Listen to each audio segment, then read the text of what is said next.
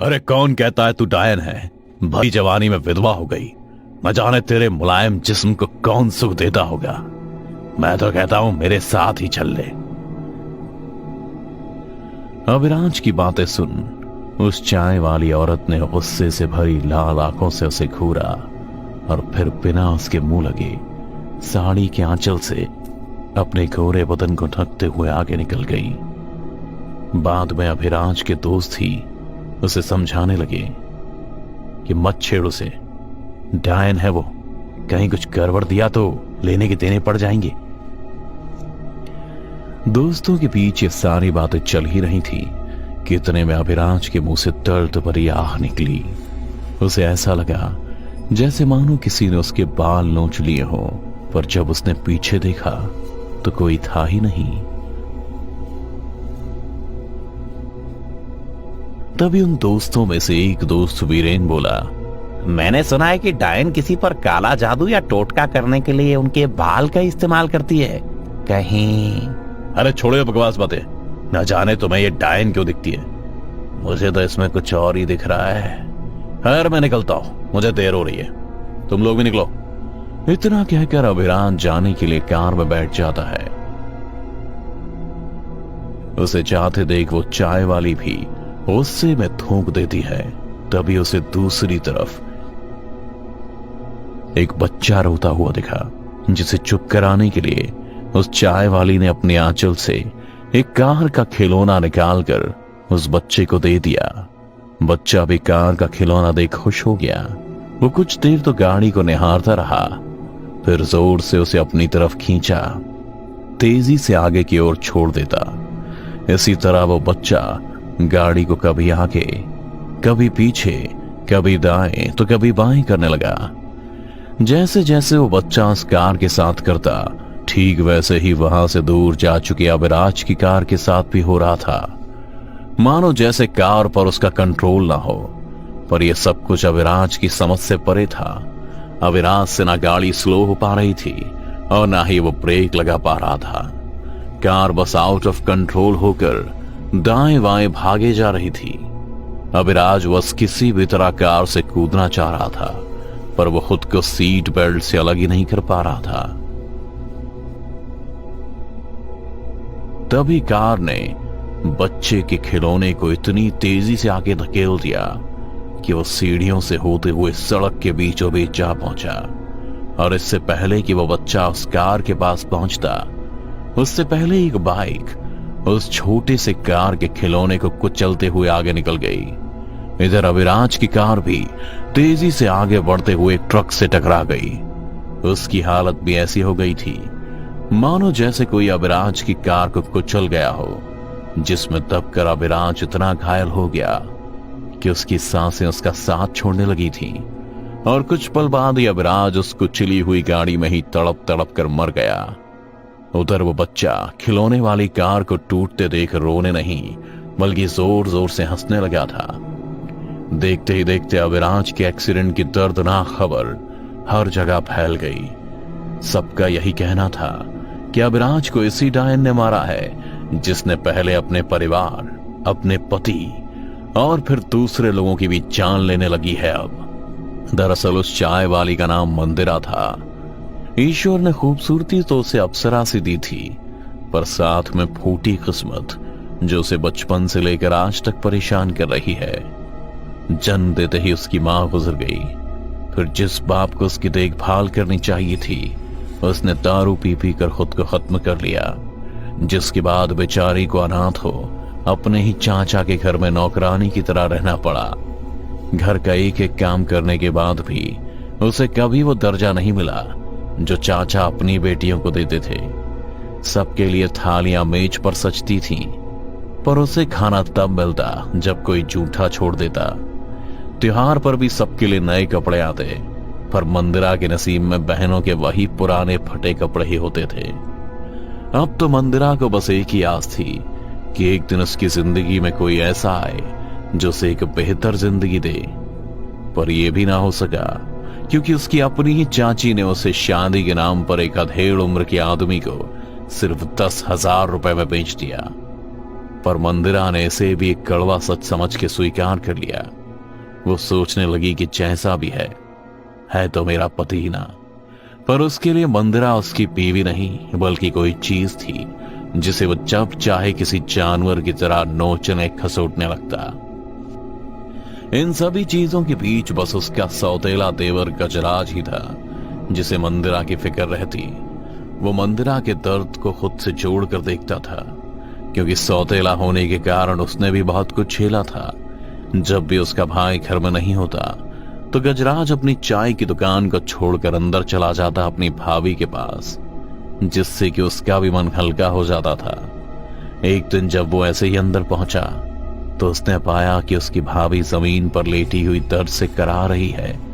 मंदिरा की हालत देख गजराज छट से उसके पास पहुंचा और मंदिरा को बिस्तर पर बिठाते हुए बोला, भैया से बड़ा हैवान मैंने कहीं और नहीं देखा। भाभी, आप रह कैसे लेते हो इनके साथ? कमी जरूर उनमें ही होगी और बांझ कह के रोज आपको मारते पीटते हैं। गजराज ये सब कहते हुए चेहरे पर लगे उस चोट को सहला रहा था। तभी मंदिरा उसका हाथ हटाते हुए बोली, पहले तो लगा था कि इनके मन में मेरे लिए प्यार एक ना एक दिन आ ही जाएगा, पर अब मन करता है कि काला जादू करके इन्हें मार ही दूं। मंदिरा की इस बात को गजराज उसकी बचकानी बात समझ हंसी में उड़ा देता है और फिर कमरे में रखी एक गुड़िया को मंदिरा को देते हुए कहता है, ये लो बूढ़ू, इस पर काला जादू करके मार दो भैया को। इतना कहते ही गजराज हंसते हुए कमरे से बाहर चला गया, जिस पर मंदिरा पीछे से चिल्लाते हुए कहती है, झूठ नहीं बोल रही हो गजराज, सच में मार दूंगी मैं। मंदिरा की बातों को हंसी में उड़ाते हुए गजराज अपने काम पर वापस चला गया और मंदिरा खुद को अंदर कमरे में वुडू के साथ बंद कर लेती है। इधर दोपहर बीत चुकी थी, आसमान में भी शाम की घटा छाने लगी थी और आज की शाम मंदिरा के पति के लिए काल बन रहा था। वो भिन भिनाते हुए अपने भाई की चाय की दुकान पर पहुंचा और पहुंचते ही बेतहाशा गिर गया। उसकी निगाहें घर के बाहर दुकान पर अपने सौतेले भाई गजराज को ढूंढ रही थी, पर वो उसे कहीं दिख ही नहीं रहा था। वो एक बार फिर से हिम्मत कर खड़ा हो गया था, पर इससे पहले कि वो मंदिरा को आवाज दे बाहर बुला था, मंदिरा ने जोर से वुडू के सीने में एक सुई चुभा दी और इधर इसके पति के सीने में भी खून निकलना शुरू हो गया। वो वुडू के जिस भी हिस्से में सुई चुभती, बाहर उसके पति के उस हिस्से से खून निकलता जा रहा था। वो दर्द के मारे इस कदर चीखने लगा कि अगल बगल के लोग भी इकट्ठा हो गए, पर कोई भी उसके लिए कुछ नहीं कर पा रहा था। तभी एक अधेड़ उम्र की औरत ने चीखते हुए कहा, अरे ओ मंदिरा, पति बाहर मरा जा रहा है और तू अंदर दुबकी हुई है, बाहर आ। आवाज सुनते ही मंदिरा बिना कुछ सोचे समझे हाथ में वुडू लिए सबके सामने आ गई। जहां लोगों की भीड़ के बीच अपने पति को कराहता देख उसने वुडू को जोर से अपने हाथों में भींच लिया और ऐसा करते ही उसका पति ऐसे चिल्लाया जैसे किसी ने उसके शरीर को पूरा मरोड़ दिया हो। उसे इस कदर चिल्लाता देख उसके हाथ से वुडू छूट गई और सामने ही उसका पति निढाल होकर मर गया।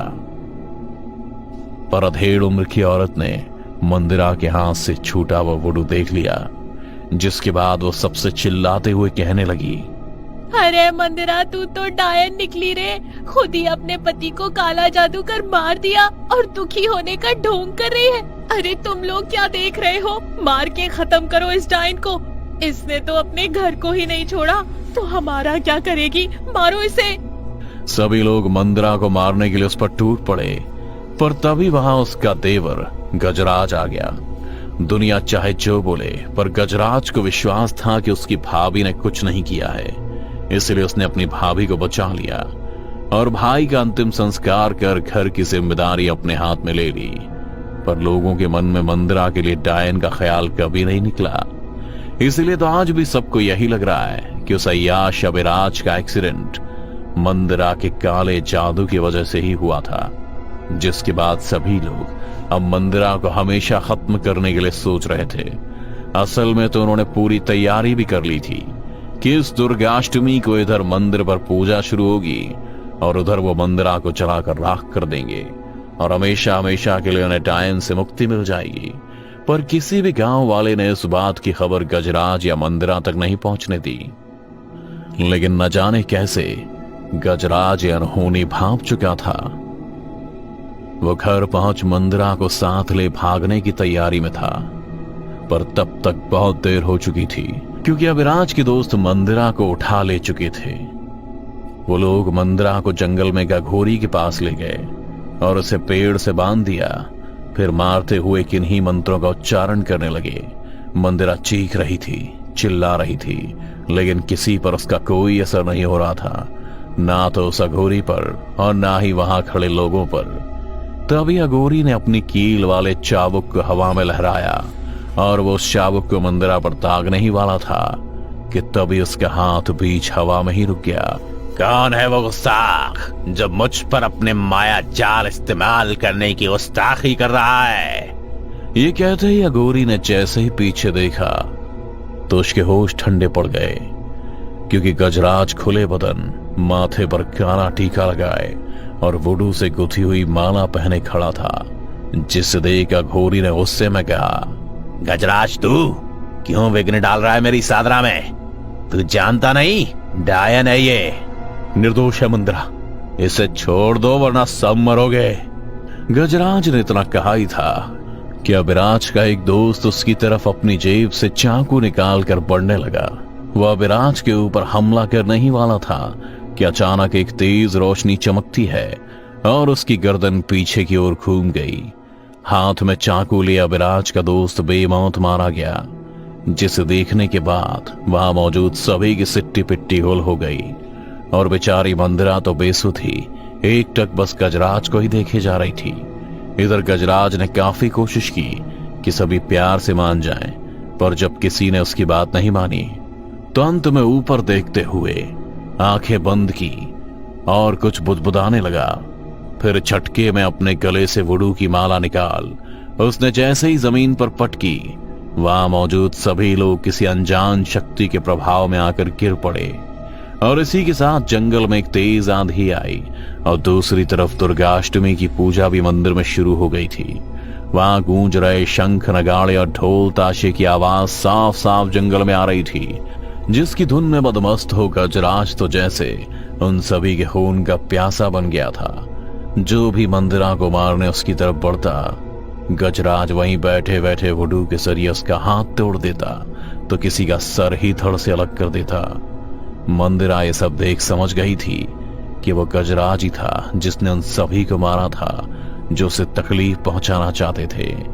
मंदिरा के इतना कहते ही गजराज रुक गया और मंदिरा के पास पहुंच उसे पेड़ से खोलने लगा। इसी बीच मौका देख अभिराज का एक दोस्त ने गजराज के पीठ में खंजर उतार दिया। फिर एक अघोरी ने भी चाबुक से गजराज के पैर को पकड़ा और उसे अपने पास खींच लिया। तुझे क्या लगा ये जादू टोटका कर तू एक अघोरी को मात दे देगा गजराज? नहीं, बिल्कुल नहीं। अघोरी और अभिराज का दोस्त गजराज को जान से मारने पर तुल गए थे। मंदिरा ने भी गजराज को बचाने की लाख कोशिश की, पर वो असमर्थ ही रही कि तभी उसकी नजर गजराज पर गई, जो अपनी उंगलियों से उसे कुछ बताना चाह रहा था। दरअसल गजराज मंदिरा को उन वुडू की माला की ओर इशारा कर रहा था जो उसके गले में थी।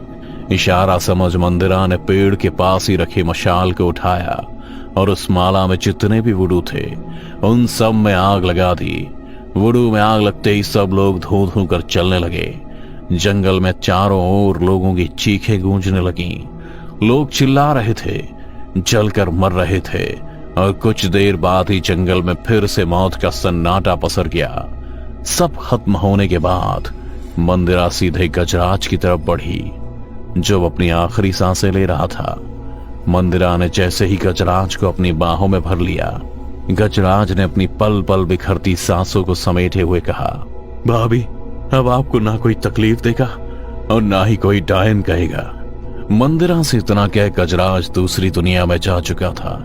गजराज को यूं अपनी बाहों में मरता देख मंदिरा अंदर ही अंदर टूट गई थी। वैसे उसके लिए कोई नई बात नहीं थी कि उसका साथ कोई छोड़कर चला गया। पर गजराज का जाना उसे अंदर से खाली कर गया था, क्योंकि मंदिरा ने न सिर्फ अपना तेवर बल्कि गजराज के रूप में एक अच्छे दोस्त को भी खो दिया था, जो जमाने के हर जुल्म से उसे बचाने को तैयार रहता था। और भले ही आज सबकी नजर में मंदिरा अकेली है, पर अब कोई भी उस पर बुरी नजर नहीं डालता। शायद कहीं ना कहीं आज भी लोगों के दिल में गजराज का खौफ बसा हुआ है।